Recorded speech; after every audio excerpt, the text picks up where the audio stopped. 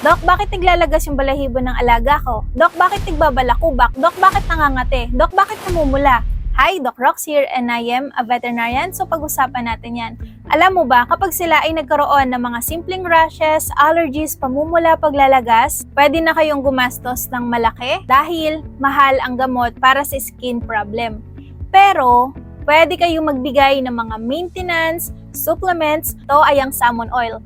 Yes, hindi lang dahil sikat yan, dahil hype yan, yung salmon oil na yan ay back up with science. Ito ang palagi nyo naririnig, ang EPA at DHA.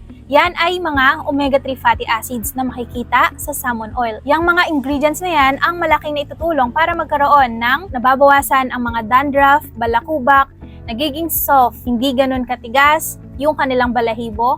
At malaking naitutulong na to para mabawasan yung severe shedding or severe na paglalagas ng inyong alaga. At nakakatulong yan sa kanilang joint and heart supplement. That's why pwedeng gamitin ang salmon oil kahit senior dogs, senior cats na sila. Ang Dr. Shiba Salmon Oil, kahit gamot yan, magugustuhan yan ng inyong alaga. Lalong-lalo na sa mga picky eaters nating mga fur babies. Pero, reminder lang for parents ha, hindi yan magic. Depende yan kung gaano sila kabilis mag-respond at kung regularly nyo ba yan binibigay sa kanila. Pero kapag sobrang nangangate, nagsusugat, di na sila nakakatulog dahil sa pangangate, please visit your vet immediately para kasabay ng salmon oil, pwede silang bigyan ng mga other medications na kailangan ng kanilang katawan.